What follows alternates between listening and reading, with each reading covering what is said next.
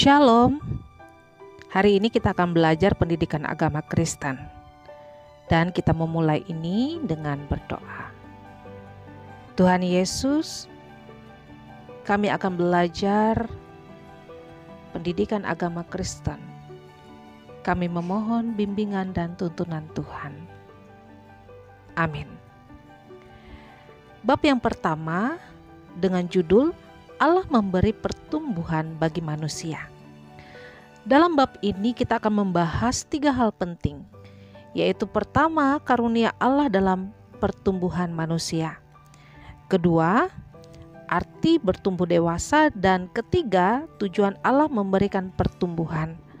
Nah, sekarang kita masuk ke pembahasan yang pertama, yaitu karunia Allah dalam pertumbuhan manusia. Dalam kehidupan manusia, ia akan mengalami perkembangan dan pertumbuhan jasmani. Khususnya bagi saudara yang saat ini sudah berusia 15-16 tahun. Perkembangan dan pertumbuhan apa saja? Mungkin yang laki-laki mengalami mimpi basah, tumbuhnya jakun, suara ngebas, badan besar, tinggi, berotot. Sedangkan yang perempuan mengalami menstruasi, payudara membesar, suaranya mulai berubah, badan bertambah besar dan juga tinggi. Dan faktor penting untuk menunjang sehatnya pertumbuhan jasmani adalah makanan yang dikonsumsi, memperhatikan kesehatan tubuh dan menjaga kebersihan. Alkitab menceritakan pertumbuhan fisik beberapa tokoh, yaitu yang pertama Musa, yang berarti diangkat dari air. Musa bertumbuh dan berkembang dengan asuhan putri Firaun, tinggal dalam keluarga istana. Yang kedua Samuel, setelah disapi oleh Hana ibunya, lalu ia dibawa dan diserahkan kepada Imam Eli dan dibesarkan dalam rumah Tuhan. Samuel bertumbuh semakin besar dan makin giat melayani Tuhan. Yang ketiga Daud. Daud bertumbuh menjadi pemuda yang bertubuh kuat, wajahnya kemerah-merahan dan elok parasnya. 4.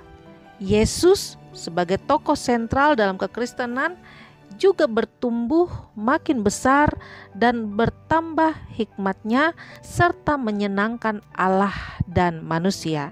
Lukas 2 ayat 52. Dan pertanyaannya, siapa yang memberi pertumbuhan kepada manusia?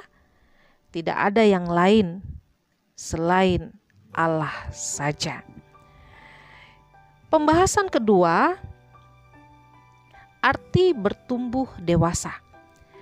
Menurut Kamus Besar Bahasa Indonesia, kata dewasa berarti sampai umur, akil balik, bukan kanak-kanak atau remaja lagi.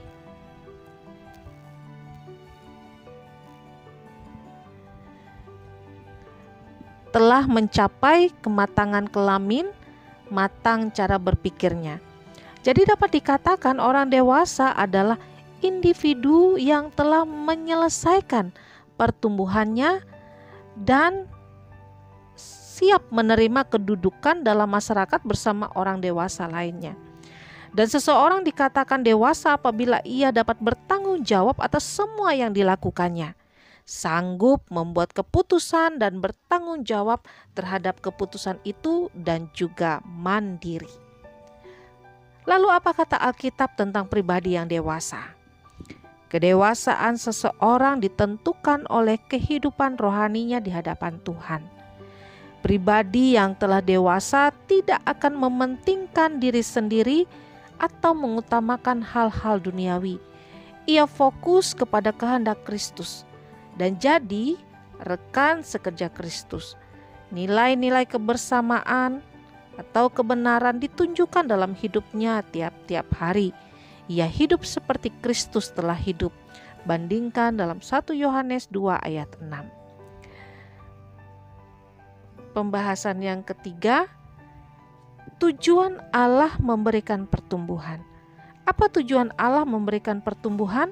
Pertama, agar manusia mengalami segala perbuatan ajaib Allah. Bandingkan Mazmur 139 ayat 13 sampai 16. Yang kedua, agar manusia menyadari bahwa Allah sangat dekat dan mengasihi manusia sehingga manusia bergantung hanya kepadanya. Ketiga, agar manusia memiliki harkat dan martabat mulia lebih tinggi dari makhluk bumi ini. Yang keempat, agar manusia tiap hari bertumbuh mengenal penciptanya melalui semua pengalaman hidupnya.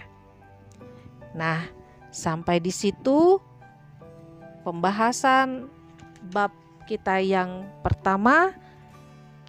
Kiranya Tuhan memberkati dan menyertai kita. Selalu jaga kesehatan. Sebelum kita menutup, kita berdoa. Tuhan Yesus, kami telah mendengarkan dan mengikuti pembahasan bab pertama pendidikan agama Kristen. Kami memohon ya Tuhan, berikan kami hikmat-Mu agar kami mampu untuk melakukannya. Dalam nama Tuhan Yesus kami berdoa. Amin.